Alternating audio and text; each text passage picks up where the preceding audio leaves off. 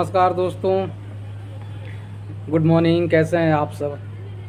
मैं राजेश राय एक नए कंटेंट के साथ आपके सामने हाजिर हुआ हूँ। अच्छा, आपने एक चुटकुला सुना होगा कि कोई इंडिया का सबसे टफ एग्ज़ाम होता है आईएएस। उस एग्ज़ाम को क्रैक करने वाला पता है किसके पीछे घूमता है? एक अनपढ़ गंवार 10वीं 12वीं नेता के पीछे, है ना। कितनी सोचने वाली बात है। दूसरी चीज़, और नेता जो पूरे एक स्टेट लेवल पे शासन करता है, एक मंडल स्तर पे वो नेता होता है, डिस्ट्रिक्ट स्तर पे वो नेता होता है, वो पता है वो किसके पीछे किसके चरणों में जा कर के गिरता है?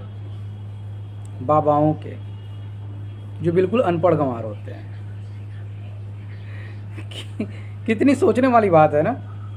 अगर आपसे कह दिया जाए कि अगर आप इलाहाबाद में रहते हैं, इलाहाबाद में रह करके आईएएस और पीसीएस का एग्ज़ाम की तैयारी करते हैं, आप दिल्ली के मुखर्जी नगर में रहते हैं, वहाँ पर आईएएस का प्रिपरेशन कर रहे हैं, पीसीएस का प्रिपरेशन कर रहे हैं, या फिर बनारस में रहते हैं, कहीं पर भी रहते हैं, अगर आपने आईएएस पीसीएस क्रैक कर लिया, अगर आप एसडीएम डीएम या फिर एसआई कुछ भी बन गए, तो जानते हैं आपको किसके पीछे घूमना है? एक 9वीं 8वीं फेल के पीछे, उसको जूता पहनाना है आपको। सोचने में थोड़ा सा कड़वा लग रहा है ना, अजीब लग रहा है ना आपको, लेकिन यही एक सच्चाई है। आपके गले के भी अब नीचे ये बात उतरेगी नहीं, लेकिन ये फैक्ट है कि एक टॉप लेवल का एग्ज़ाम क्रैक करने के बाद आईएएस बनता है आदमी, और वही आईएएस एक 9वीं फेल और 8वीं फेल को जूता पहनाता है, उसको जी सर करके उसके आगे पीछे घूमता है, और वो उसी आईएएस को वो डांटता भी है, फिर भी अगले ही पल वो फिर उसको जूता पहनाता है। बड़ा सोचने वाली बात है। और ये हमारा देश का हमारा संविधान है।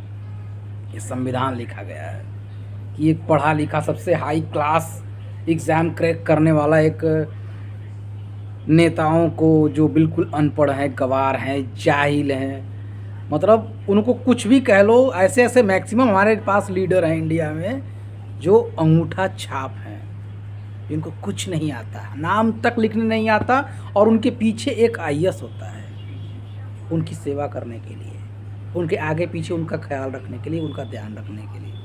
बड़ा सोचने वाली बात है। बहुत शर्म आती है ऐसे संविधान पर।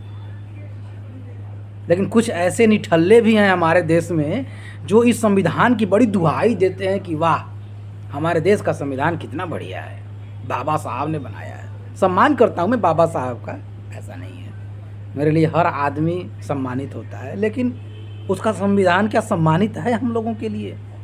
आज जो बिहार में हो रहा है, मैं उसी पर बात कर रहा हूँ।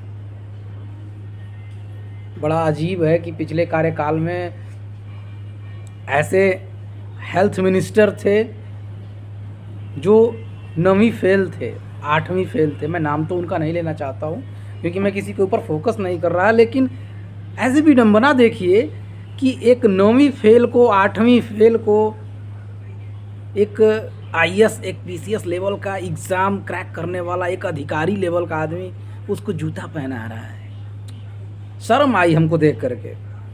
मैंने भी इलाहाबाद में, बनारस में, मैंने भी पीएमटी की एग्ज़ाम क्रैक करने के मैंने भी प्रिपरेशन किया हुआ है।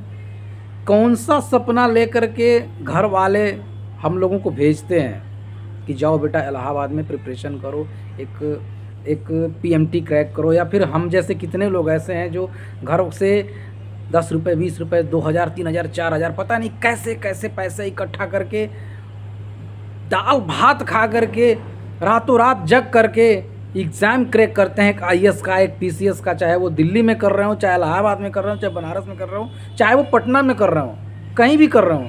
और एग्ज़ाम को क्रैक करने के बाद एक 9वीं फेल को अगर कह दिया जाए तुमको जूता पहनाना है, बड़ा शर्म की बात है ये। आज हमारे बिहार में कुछ ऐसा ही होने जा रहा है। बिहार के डिप्टी सीएम जो लेने जा रहे हैं शपथ, उनके आगे पीछे कम से कम 10 आईएएस होंगे। जी सर, जी सर, जी सर, और उनको ठोकर मारेगा और वो आईएएस उसके पीछे पीछे पीछे पीछे घूमते नजर आएंगे। कितने शर्म की बात है हमारे देश के लिए। और जानते हैं ये सब चीज़ें, ये पॉलिसी जो है ये चेंज क्यों नहीं हो रही है कि एक आईएएस लेवल का आदमी एक अनपढ़ गंवार के पीछे पीछे घूम रहा है, उसका हर तरह का ख्याल रख रहा है। अगर वो डांट भी रहा है तो जी सर करके वो साइलेंट हो जा रहा है। जानते हैं इस पॉलिसी को कोई चेंज क्यों नहीं कर पा रहा है? क्यों? क्योंकि वो चेंज करने वाला खुद एक नेता ही है और उसी कुर्सी पर बैठा है। वो जानता है कि अगर इस पॉलिसी को मैंने चेंज कर दिया तो मुझे जूता कौन पहनाएगा। ये सिर्फ एक बिहार की बात नहीं हो रही है, ये बात दिल्ली से लेकर के स्टेट तक सबकी बात हो रही है कि कितने पढ़े लिखे ये लोग नेता लोग हैं। अंगूठा छाप से लेकर के 8वीं पास, 9वीं फेल, 10वीं फेल, 12वीं फेल, सब ऐसे ही हैं। और उनको एक आईएएस उनके पीछे पीछे टॉप लेवल का आईएएस, एक मंडलायुक्त उनके पीछे पीछे घूमता है और कहता है कि जी सर जूता पहन लीजिए, आपका जूता निकल गया है। तो ये जो दिल्ली में बैठे हैं ना, तो मैं ये कह रहा था कि आप जानते हैं ये पॉलिसी चेंज क्यों हो रही है। ये नेता लोग जानते हैं कि अगर इस पॉलिसी को चेंज कर देंगे ना तो दुनिया चालाक है, दुनिया पढ़ी लिखी है, दुनिया समझदार है, हमारे इंडिया के लोग। फिर हमें जूता कौन पहनाएगा, हमारे आगे पीछे कौन घूमेगा, और हम हार जाएंगे, हमारी कोई औकात नहीं रहेगी। बस यही हाल है।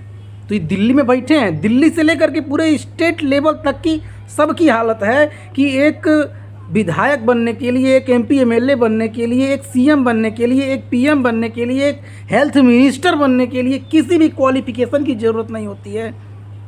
ज़रूरत है तो सिर्फ अंगूठे छाप की, जिसके आगे पीछे एक आईएएस घूमता है टॉप लेवल का। शर्म होनी चाहिए हमारे इंडियन गवर्नमेंट को, हमारे इस जुडिशियर्स को, एक न्यायपालिका को हमारे पास सोचना चाहिए इस चीज़ के लिए कि एक टॉप लेवल का आईएएस एक अनपढ़ गंवार को जूता पहनाता है, एक टॉप लेवल का आईएएस आगे पीछे घूमता है, उसको वो डांटता है। शर्म आनी चाहिए हमारे ऐसी पॉलिसी पर, शर्म आनी चाहिए हमारे संविधान पर। चेंज करने की ज़रूरत है उस चीज़ को। और फिर आप पूछते हो कि हमारा देश आगे क्यों नहीं बढ़ रहा है। अरे गधों, जब एक 9वीं फेल को तुम एक सेंट्रल में बैठा रहे हो पार्लियामेंट में और तुम उम्मीद करते हो कि वो ईमानदारी से तुम्हारे सारे तुम पढ़े लिखे का विकास करेगा, वो सबसे बड़े मूर्ख तो तुम लोग हो कि तुम एक 9वीं फेल को बैठा करके अपने पार्लियामेंट में उसके अपने ऊपर शासन करने के लिए भेज देते हो और तुम उसके पीछे जी सर करके जूता लेकर के दौड़ते हो। एक सेंट्रल गवर्नमेंट को और एक न्यायपालिका को इस बारे में सोचना चाहिए कि हमारी पॉलिसी क्या है। ज़रूर सोचना चाहिए। सोचिए कि हम कहाँ हैं कि एक 9वीं फेल को एक टॉप लेवल का आईएएस जी सर कह के जूता पहनाने दौड़ता है। शर्म आनी चाहिए ऐसे संविधान पर, शर्म आनी चाहिए ऐसे हमारी न्यायपालिका पर, शर्म आनी चाहिए ऐसे हमारे सेंट्रल गवर्नमेंट पर। जय हिंद, जय भारत।